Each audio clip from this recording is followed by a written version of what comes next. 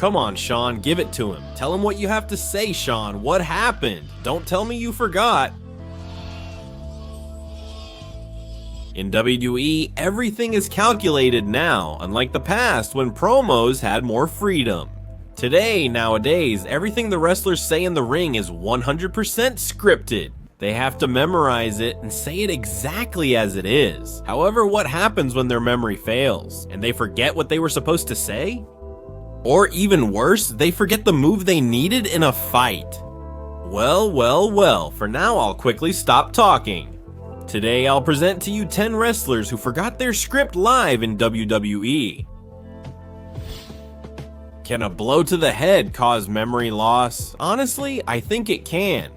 That's what happened to Bill Goldberg on January 23, 2017. On Monday Night Raw, Goldberg was supposed to go out to the ring and deliver a promo with a script he had obviously memorized. However, backstage he accidentally hit his head so hard that he came to the ring bleeding.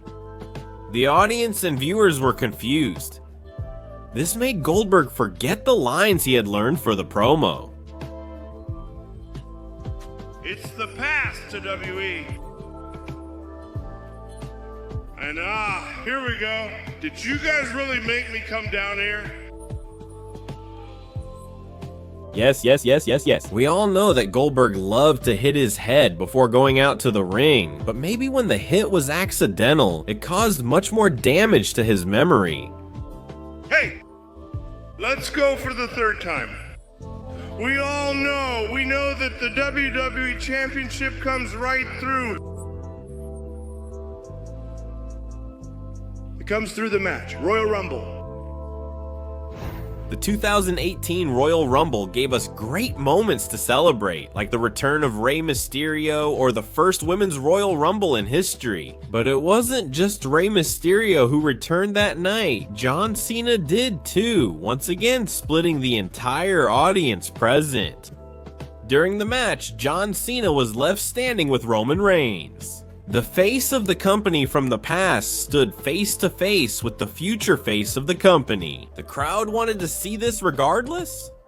Although apparently, according to the WWE script, neither of them was supposed to hit each other, and Finn Balor and Nakamura were supposed to interrupt.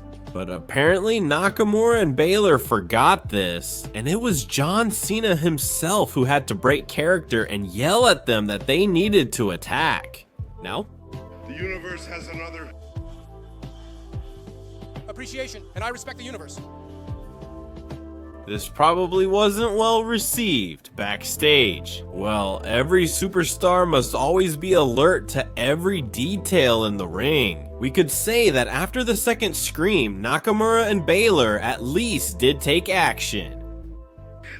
The universe has its own perspective, and I respect it. Batista couldn't remember his promo, a Raw show from March 11, 2019, and he just had to improvise with a single phrase, which was "Give me what I want." Ha ha ha. Yes, can you believe that Batista repeated this many times just because he couldn't remember what he was supposed to say? Give me what I want, will you? Give me what I want, give me what I want. This was in the context where Batista was asking Triple H for a match, WrestleMania 35, and this made Vince McMahon end up challenging him backstage. Oh, Batista, was there a lack of focus back then? Give me what I want. Are you gonna give me what I want? What I want. Give me what I want. Imagine forgetting your line and asking your opponent to remind you what to say, haha. Triple H did this against Chick Magnet Punk himself. This happened on a Raw on April 19th, 2010, when Chick Magnet Punk and his team interrupted a promo by Triple H. And after Triple H delivered his entire promo word for word, at some point he had to lower his microphone and tell Punk to help him. We found this out from Luke Gallows, who shared this on a podcast. In the episode of Monday Night Raw from March 4th, 2019. There was a 6-man tag team match. After an incredible match between all the superstars, Lashley was the one who secured the victory for his team.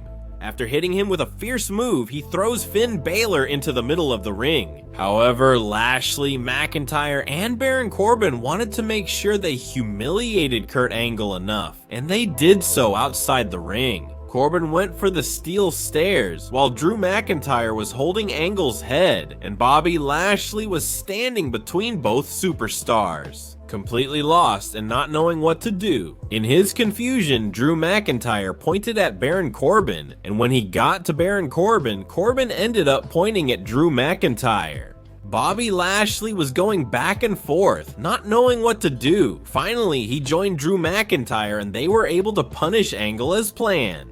Although in reality, this mistake by Bobby Lashley led to a series of pretty funny memes.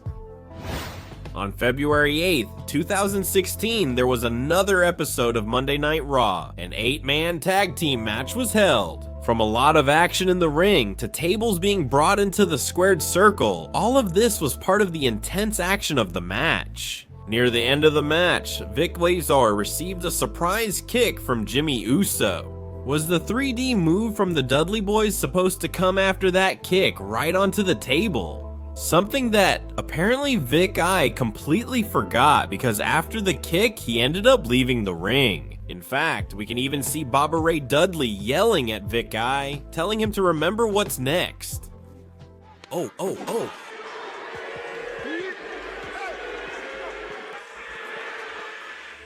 Fortunately, he quickly remembered what was coming and got back in the ring to be punished. Now with the 3D from the Dudley Boys. At Survivor Series in 2002, there was a 3-on-3 tag team match.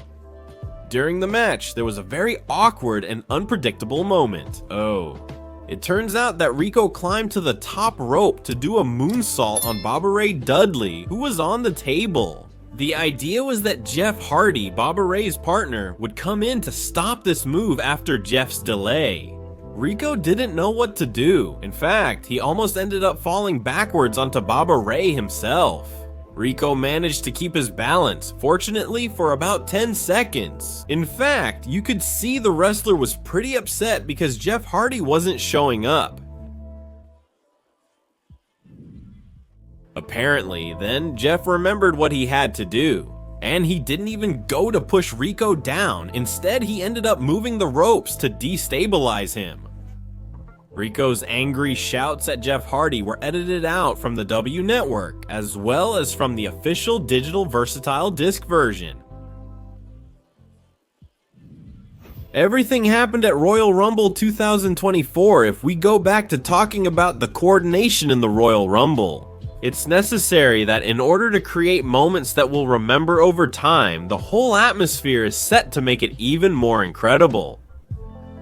For example, during Jade Cargill's debut, Nia Jax had destroyed all the opponents in the ring, leaving only herself standing and waiting for the next one to enter. Obviously, this made Nia Jax look much more imposing, and Jade Cargill's entrance would make the fans feel that she could actually beat her.